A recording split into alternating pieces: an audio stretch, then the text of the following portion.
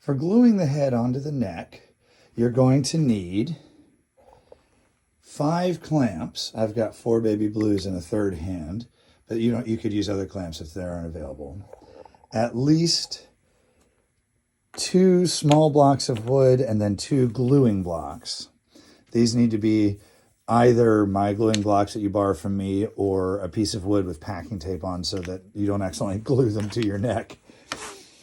I'm going to set up to do this by first aligning the head to the neck just the way I want it.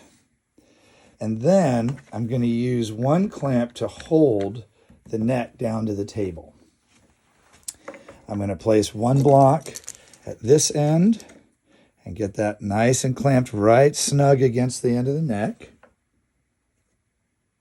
I'm going to place 1 block over at this end and get that clamped really snugly against the end of the head. So now when I go to clamp these, they can't shift.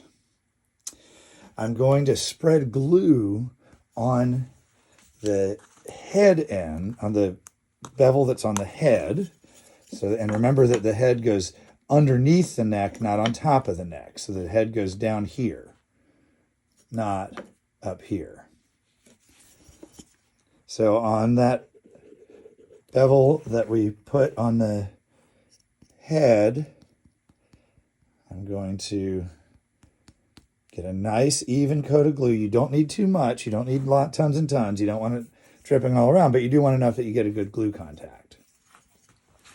And then I'm going to place that here. So the glue is in here. And I'm going to put gluing blocks on either side.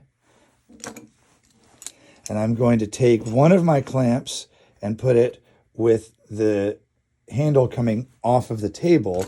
I always like to oppose my clamps when I'm doing more than 1 clamp, because that way I can easily get to both handles. If this handle's on this side, it's hard to turn them. So I like to oppose them. And you can see down in there that we're getting a nice squeeze out along that joint, which lets us know that we've got good contact in there and we've got enough glue that there's a little bit being pushed out. That needs to sit for at least an hour, preferably a little more.